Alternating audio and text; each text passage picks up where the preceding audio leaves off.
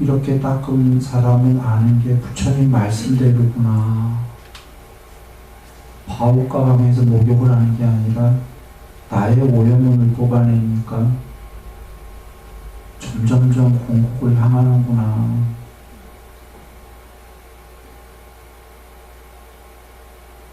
거기서 어떻게 되냐면 이게 누구에게 기대는 게 아니라 내가 헤엄쳐서 저기까지 가야 되는구나. 헤엄쳐 온 만큼 너무나 아름답구나. 더 가면 얼마나 평화로울까.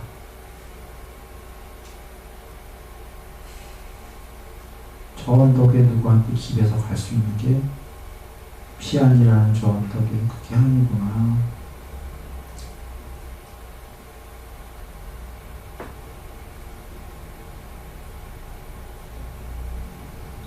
그제서야 법은 세존에 의해서 잘 설해줬고,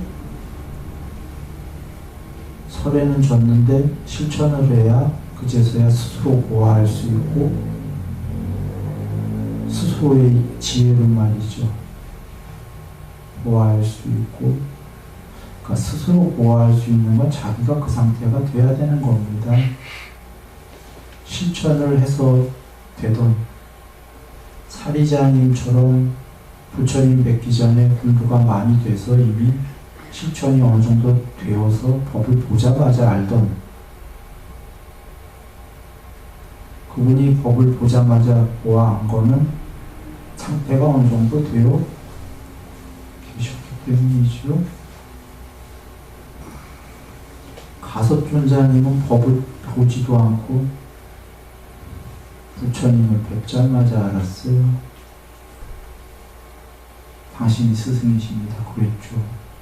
이유는 부처님께서 처음 봤을 때 그대와 같이 마음을 부족한 제자를 속이는 스승이 있다면 뭐 큰 죄다. 그 죄가 뭐라고는 아직 기억이 잘 안 나는데 그대와 같이 마음을 부족한 제자, 마음의 부족은 다른 데서 부처님께서 삼매의 부족이라고 하셨습니다. 삼매가 100% 됐다는 얘기인데 분장상으로 부처님 보기 전에 스스로 아나함이었다라는 거예요. 가섭존자님이 분장대 보면 그 정도니까 부처님 법도 안 들었어요. 보자마자 저분이 스승입니다 하고 자기 가사를 이렇게 깔아드렸고 부처님 법도 설하지 않으시고 바로 출가. 법을 보호한 것도 아니고 부처님 뵙고 알았어요. 그러니까 그 전에 준비가 된 분들은 한마디 듣고 알거나 특이하게 좀 드문 경우지만 그냥 말씀도 안 듣고 뵙자마자 가섭존자님 같은 분도 계시고 대부분의 근데 우리들은 실천해서 지금 실물이 안 계시잖아요. 부처님 당신이 그죠? 2600년이 지났기 때문에 그러니까 우리 법으로만 알 수 있는데 실천에 의해서 법을 지혜로 볼 수가 있습니다.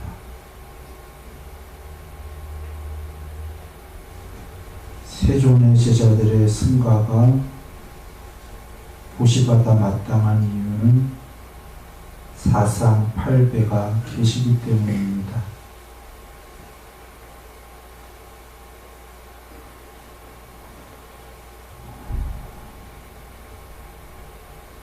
어떤 종교든 성직자들이 고귀한 분만 계신가요? 우리는 사실을 직시할 필요가 있습니다. 부처님께서는 다른 경에서 나는 낮을 대낮, 한낮을 낮이라고 하고 밤을 밤이라고 한다. 나는 밤을 낮이라고 하지 않고 낮을 밤이라고 하지 않는다. 이런 얘기를 하십니다.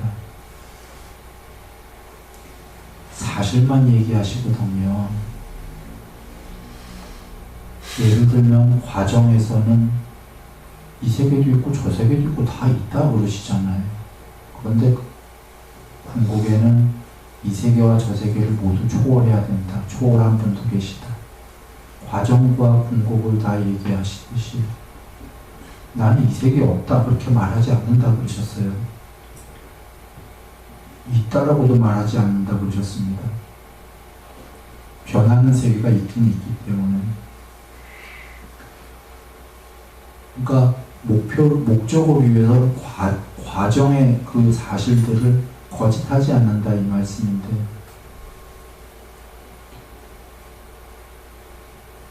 그와 같은 측면에서 얘기 드리면 그 당시에 참 안 훌륭한 비구들 많이 있었습니다. 율장이 생긴 이유도 그거 아닙니까?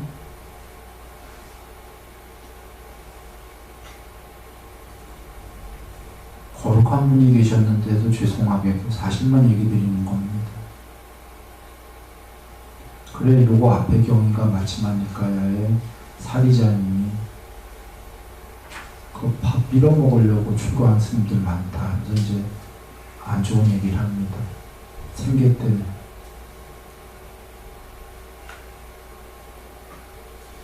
그 당시에 그랬다면 말 못하겠습니까? 그 후에. 근데 그 얘기를 드리려고 하는 게 아니라, 그럼에도 불구하고 승가의 보시가 공덕이 크다고 하신 이유가 여기 나온 겁니다. 원래 그러면 보시하면 안 되는 거죠. 사상 8배가 계시기 때문이다.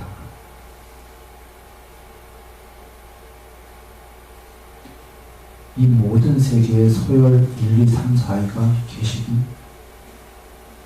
제일 높은 존재, 서열로 따질 때 1, 2, 3, 4위가 다 계시니까 어떤 집단, 어떤 조직이더라도 늘 훌륭한 분이 계시고, 그 밑에는 같은 조직이더라도 또 안 훌륭한 분들 계시는 거 아니겠습니까?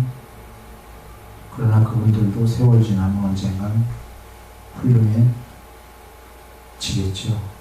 그러나 그건 언젠가이고, 지금 당장은 아까도 이 안에 아또만이 있던 없던 동물이면 그게 무슨 의미가 있는 것처럼 언젠가 훌륭해진다고 해도 그거 지금 의미는 없어요.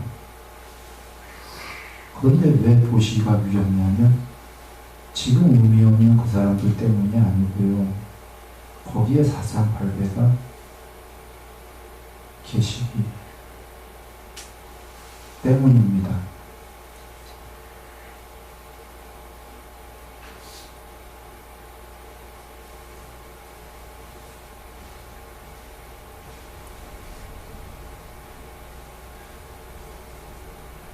그리고 부처님께서는 그 제가자들한테는 이렇게 얘기하신 거고, 비구들에게는 뭐라고 얘기하셨냐면, 그대들이 공부를 열심히 지어라. 그 이유 중에 여러 이유가 있지만 하나는 그대에게 보시한 사람들의 공덕이 훨씬 커질 수 있도록 열심히 지어라 그러셨습니다.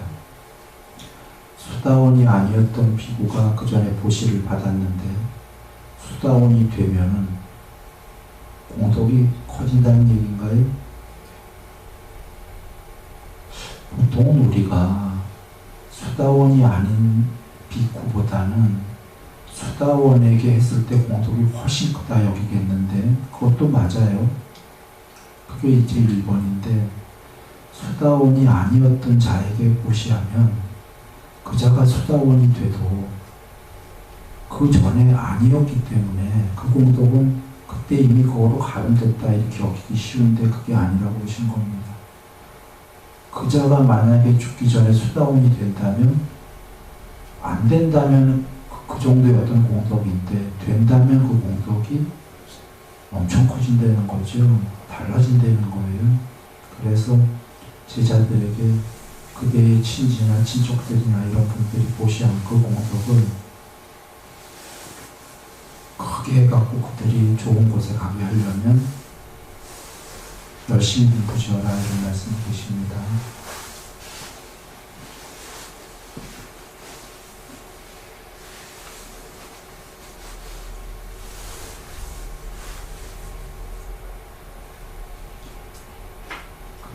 여기 보면 그 오염원을 이제 버릴 때에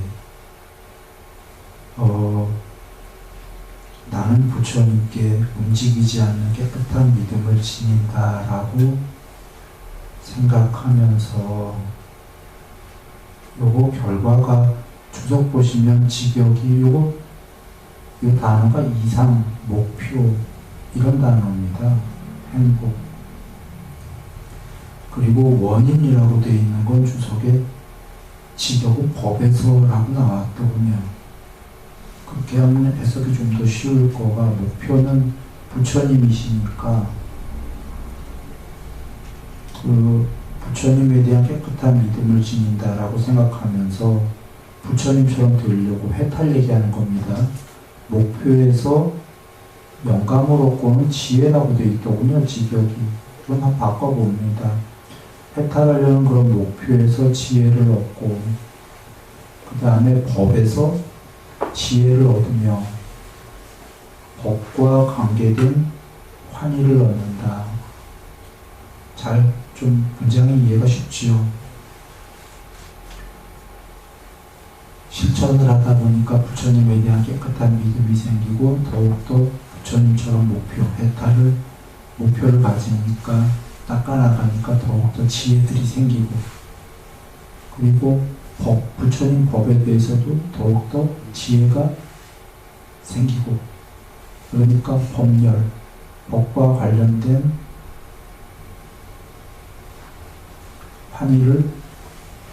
환희가 생긴다. 환희하는 자에게 희열은 초선 이선이죠. 희열이 있는 자는 몸이 경안하다가, 몸뿐이 하늘에게 삼선인데 몸과 마음이 고요하고 행복하단가요? 정념정지가 있고, 몸과 마음이 고요하고 편안한 사람은 삼매에 든다.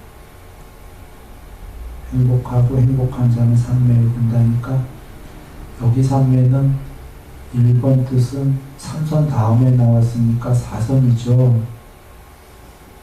2번 뜻은 4선 이상. 예.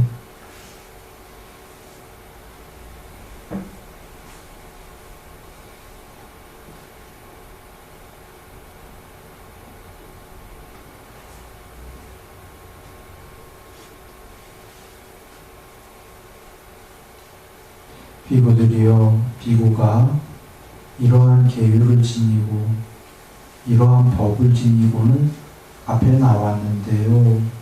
법이 지금 쭉 삼매액이 나왔었습니까?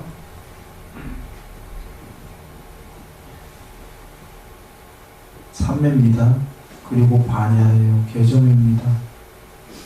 근데 삼매라고 안 하시고 법이다라고 포괄적 얘기하신 건 오용원 얘기까지가 쭉 계셨기 때문입니다. 그러니까 삼매보다 좀 더 포괄적이었지만 결국은 요거 앞에 그런데 그러한 자는 삼매에 든다 계셨으니까 이러한 계를 지니고 이러한 법을 지녔던 삼매가 되고, 그래서 이러한 반야가 부족해지면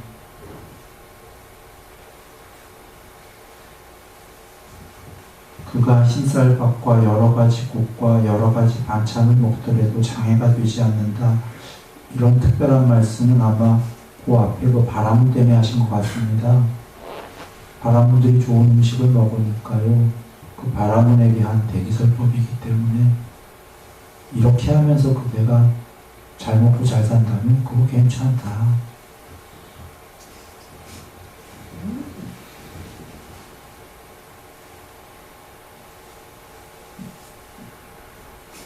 여기 이제 비코들이어 있지만 뒤에 아까 그 바라문 나오죠. 그 무슨 바라두화장가? 바라문이 아까 바우가방이 간들 못하냐 무슨 의미가 있냐? 이렇게.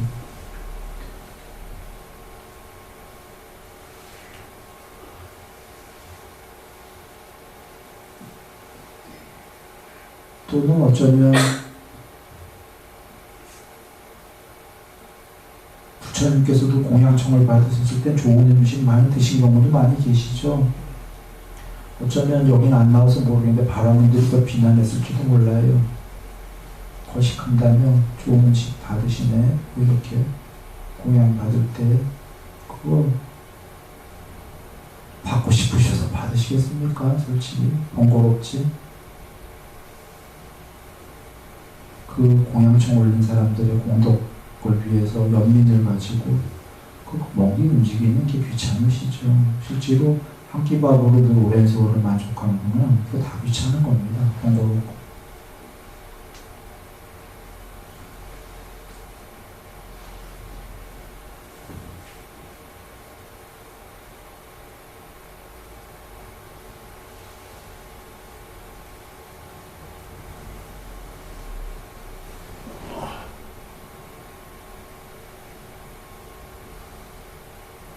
라바나 마하리 스님한테 좋은 음식을 막 이렇게 각각을 차려드린 적이 있어요. 그 인도의 그분한테 사람들이. 그러자 평소에 진짜 불만 안 하는 그분이 약간 불만 섞인 얼굴로 불만 섞인 말씀인 거 알고 그냥 다 섞어버렸어요. 이렇게 갖고 오지 말라는 거지. 이렇게 맛있는 거 이렇게 종류별로. 그리고 본인만 늘 위해서 해왔거든요. 다 섞어버렸네.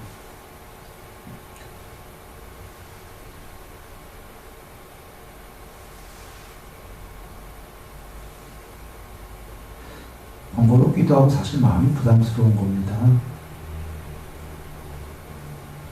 그런데 그러지 마라 몇 번 해도 그냥 그렇게 해오면 그분 생각도 하고 그렇게 해오신 분 그리고 더 이상 얘기하기도 번거롭고 하니까 주는 대로 먹는 거죠.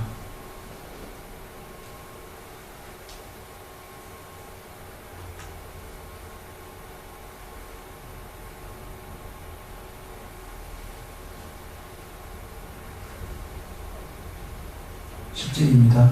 부처님께서 비구들에게 제자에게도 그 음식을 맛을 위해서 먹지 말고 그 공부 지키기 위한 이 몸을 갖추기 위해서만 먹어라 그러셨잖아요. 그렇게 가르친 분이 진짜 그 음식에 무슨 어떤 뭐가 있겠습니까? 전혀 없고 먹는 분은 진짜 번거로운 거예요. 먹는다는 자체가. 그러니까 속된 말로 쉽게 이야기하려고 하면 먹어주는 겁니다. 표현은 조금 이상한데 영민을 갖고 공덕되면 혹시 그래서 이게 부처님께 만약에 바라문들이 그런 거라면 이제 그 얘기 하시는 겁니다. 전 바라도와자한테 한 얘기일 수도 있고요. 바라문에게. 그래, 자의 마음, 연민의 마음, 이제 자비사 나옵니다. 쭉 나왔고.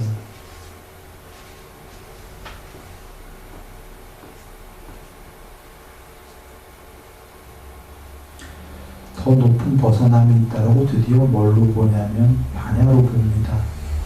이제 계율, 삼매, 반야까지 왔습니다. 반야에서 감각적 욕망의 아까 색칠하기, 감각으로 색칠하기에 기인한 그걸 원인으로 생긴 번뇌에서 마음이 해탈하고 존재를 원인으로 생긴 번뇌에 무명을 원인으로 한 번뇌에서 마음이 해탈한다. 우리 다른 경에서 배웠지만 번뇌의 세 가지 종류죠.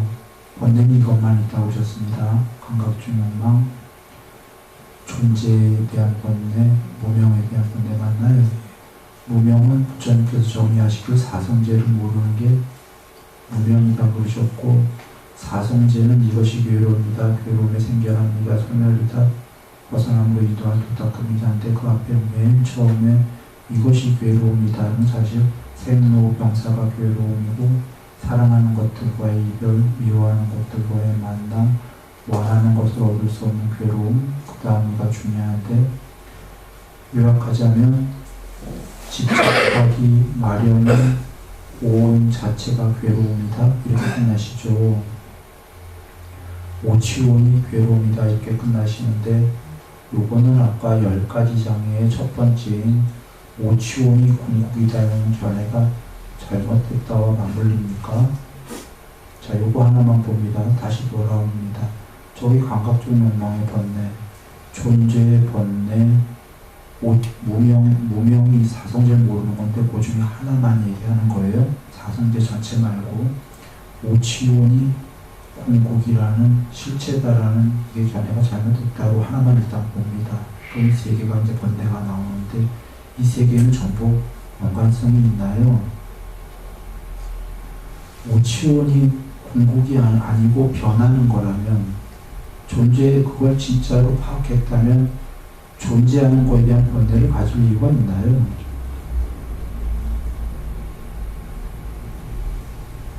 왜 우리가 3대 본능인가 뭐 있다고 그러게요. 개체 유지의 본능 그 중에 하나가 존재의 본능, 생존의 본능 얘기하는 겁니다. 죽은 다음에도 어떻게든 다른 존재가 돼서 뭘 하고픈 거죠.